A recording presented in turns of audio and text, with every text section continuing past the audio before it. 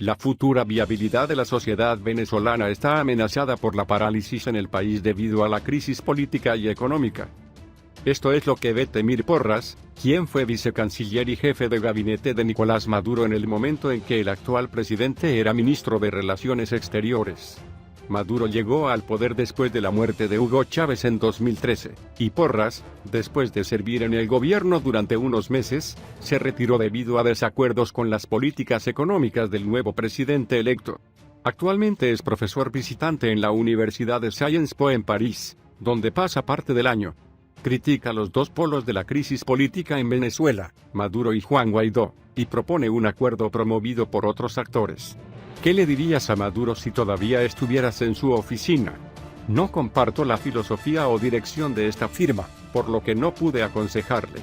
La única recomendación general al país es que estamos en una crisis tan profunda que supera el debate tradicional con la polarización que tuvo lugar durante la Revolución Bolivariana. No estamos en un problema de si Maduro o Guaidó.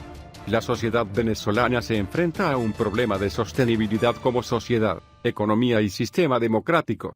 No hay victoria posible en esta circunstancia.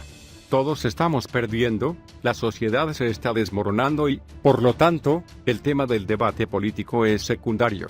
Debe entenderse que no hay victoria posible de una facción a la otra. Sería necesario llegar a algún tipo de acuerdo, un acuerdo nacional que permita que la política funcione nuevamente. Si el gobierno piensa que la economía debe dirigirse en una dirección razonable, hoy no tiene la capacidad, porque el país está sancionado, la legalidad en disputa, la Asamblea Nacional no lo acompañará, no lo hará. No dejará un velo de legalidad. Ya hemos cruzado una línea en la que, incluso si lo desea, no hay condiciones políticas, legales e internacionales que permitan al gobierno recuperar el país. Entonces, ¿crees que la iniciativa debería comenzar con el gobierno? No quiero que parezca que estoy hablando con el gobierno porque su oposición es tan obtusa y sectaria como el gobierno, pero si el presidente quiere asumir la posición de jefe de Estado, debe hacerse. La clase política venezolana debe mostrar un poco de desinterés en sí misma. Mucha gente entiende, como usted, que la negociación es la única salida. Me arrepiento de posponerlo. ¿Quién está de acuerdo con eso? La comunidad internacional. ¿Qué hicieron para obligar a los líderes políticos venezolanos a hacer cosas razonables? Reconocer a Guaidó como presidente legítimo es un completo disparate. Venga a fragmentar el Estado venezolano, incitar al ejército venezolano a rebelarse contra la autoridad, dividir el ejército, parece un asilo. ¿Quién dice algo sensato en la comunidad internacional si no muchas tonterías? El gobierno de los Estados Unidos está en fila el 30 de abril cuando Guaidó pidió un levantamiento de las Fuerzas Armadas con una aventura completamente amateur que pone en peligro la paz del país. Según una cruzada internacional, el chavismo debe desaparecer. Este es un error muy grave que lleva al país a la violencia.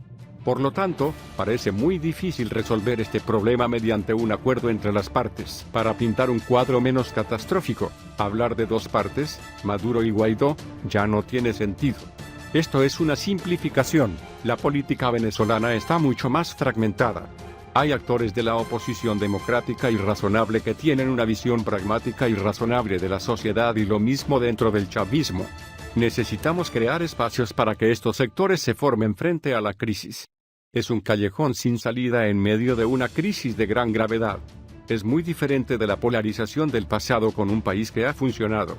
Hoy, él está paralizado y lo que no está colapsando. Debemos poner fin a esta locura y suplicar y llamar a Guaidó, Maduro y los actores internacionales para que pongan fin a esta locura y alcancen algún tipo de acuerdo con Venezuela. ¿Qué sucedió la semana pasada con el intento de levantamiento militar que fomentó la oposición y el arresto de los parlamentarios de la oposición? Parece aún más remoto. Los actores políticos en Venezuela pueden ser muy tercos, pero la realidad es más obstinada. En enero, no pude decirle a los Estados Unidos que estaban equivocados. Ya pasaron 4 meses y el que declaró en enero que fue suficiente para que Venezuela cambie el régimen a nivel internacional está equivocado. Después del 30 de abril, como no podemos dudar de la capacidad de Leopoldo López y Juan Guaidó para dirigir los destinos del país. ¿Cuánto tiempo nos mantendremos en una posición cuya realidad ha demostrado que no tiene sentido? El gobierno de los Estados Unidos ha dicho que hay acuerdos previos con figuras del chavismo. como el ministro de Defensa Vladimir Padrino, para una transición sin Maduro. ¿Crees que fue así? ¿Ves esto como una estrategia útil? No es un tema de personas, es un error. Es la tradición estadounidense la que piensa que transformar a 3 generales y un juez resuelve el problema y están equivocados. No es que lleguen a un acuerdo entre los funcionarios y el Departamento de Estado para levantar las sanciones.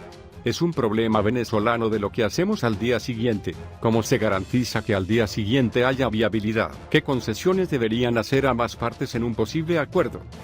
Lo que todos hicieron antes de 2015, antes de las elecciones parlamentarias ganadas por la oposición, lo que se debe hacer para garantizar que todas las instituciones venezolanas estén en pleno funcionamiento, poner fin a la fragmentación del Estado en 2 asambleas, 2 cortes supremos.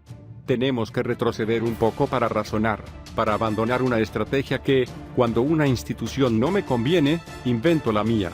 No son ni inaccesibles ni particularmente originales. Al principio, me dijo que los líderes deberían dejar de lado sus intereses. ¿Crees que se va sin Maduro y sin Guaidó? Ninguno de ellos contiene la solución, ninguno lo es, porque son elementos polarizadores que tienen interés en la prolongación de la polarización. Pero para alcanzar un acuerdo efectivo, es deseable que diferentes sectores, incluidos estos, formen parte de un posible acuerdo. Debes ver las cosas como un proceso. Si queremos un acuerdo negociado, estos sectores políticos deberían comenzar a hablar con quien quiera hablar. No podemos estar sujetos a que Guaidó y Maduro quieran sentarse en una mesa. Si hay sectores que estamos dispuestos a mostrar a la comunidad internacional y a ambos, hay una realidad y una base política y social. Está claro que Estados Unidos apoya abiertamente a Guaidó. No es un problema para la oposición convencer a una fuerza armada cuyo liderazgo ha sido y es tan chavista. Esto refleja un poco lo que este sector de Voluntad Popular, el partido de Guaidó y Leopoldo López es, su pensamiento, su visión geopolítica del país.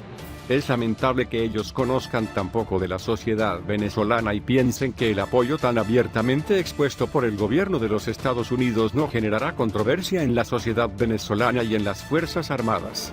Pero esto no es un obstáculo insuperable. Si bien hay una influencia geopolítica, ninguno de estos actores decide la crisis venezolana. La realidad ha demostrado que si el gobierno de Estados Unidos decide lo que está sucediendo en Venezuela, no estaremos atascados en esta crisis durante 4 meses. Si queremos resolver esta crisis, no creo que los actores externos tengan la capacidad de evitarla, a menos que alguien se vuelva loco y haya una intervención militar. ¿No ves que una intervención militar es un escenario posible? Todo indicaría que una intervención sería una locura desde el punto de vista político, porque nada lo justifica. No hay amenaza para la seguridad nacional de los Estados Unidos, por lo que las tropas se movilizan. En la sociedad estadounidense, hay una corriente de opinión que es hostil a esto. Incluso la base del presidente Donald Trump sería hostil. ¿Cómo explicar a la base política del presidente Trump que los jóvenes soldados morirán en Venezuela? ¿Por qué? Y desde un punto de vista militar y estratégico, sería un desastre. Todo esto nos lleva a creer que queremos mantener esta amenaza a pesar de su presunción. Es muy occidental pensar que las amenazas de los actores políticos del sur están tomando posiciones más suaves, y creo que en el caso de Venezuela, es más bien lo contrario. La amenaza en los países que siempre han sido víctimas del intervencionismo imperialista es unirse. Signo de interrogación abierta. Esta situación de empatía, de confrontación constante, ¿beneficia o perjudica al chavismo en el futuro? En 2013, hubo algunos retos manejables. Y estos desafíos se ven agravados por el colapso de los precios del petróleo en junio de 2014. La gestión irracional de la crisis y el shock exógeno han causado un daño terrible al chavismo que le ha hecho perder capital político y cierra en 2015. Y a esto se agrega la gestión política antidemocrática de esta sanción electoral, con todas las decisiones que distorsionaron las instituciones del 99, la Constitución de 1999 promovida por Hugo Chávez, una creación del mismo proceso revolucionario. Hoy en día, hay personas que temen decir a Chávez porque el gobierno de Maduro aspira a monopolizar la etiqueta de chavismo. Fue un golpe muy duro para Chávez. Para volver a mis inicios, tú que conoces bien a Maduro, ¿qué te parece?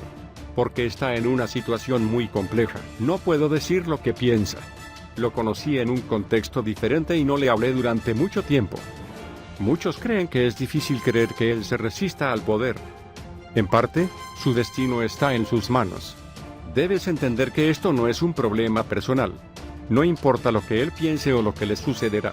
En cierto modo, el problema es que la resistencia debe tener un propósito. ¿Por qué? ¿Qué estamos ahorrando? Pero debe ser para preservar ciertas cosas, derechos sociales, conquistas económicas. Pero el problema es que la situación venezolana en sí misma ha sido instruida para destruir estas conquistas. La mejor manera de recuperar algunos de los logros del pasado es recuperar la capacidad del Estado para definir políticas públicas.